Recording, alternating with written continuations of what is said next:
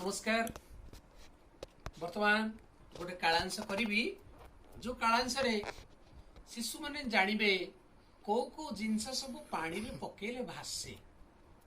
तो आपण ये कालांशटी को घरे करेंगे कारण आपण मैंने प्रथम जानतु शिशु को केवल कहीदेले सी बुझी जाएनी।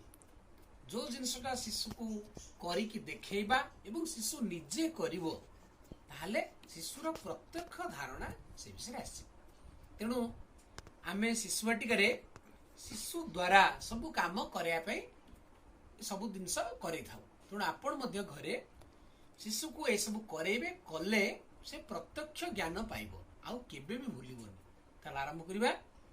कालांश होची पानी रे कौन सब भासे। वर्तमान एथरे मु आनिची गोटे कड़ाई रे किछि पानी आनिची,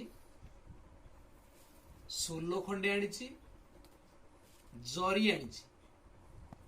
पानी सोलो जरी बस एबे पकेबा। वर्तमान मु पानी रे सोलो खंडे पकेबी। देखंतु वर्तमान पानी रे सोलो भासुचे। आपण ए सब काम शिशु को तले करेबे केबे भी कहबेनी सोलो एथि भासिला, सोलो हालुका, एतिकी पानी अपसारित कला, एते भीतर को जिबे नहीं। शिशु ए सब बुझी परिबोनी। केवल देखियो पानी रे कौन कौन भासिला एतिकी होची कथा।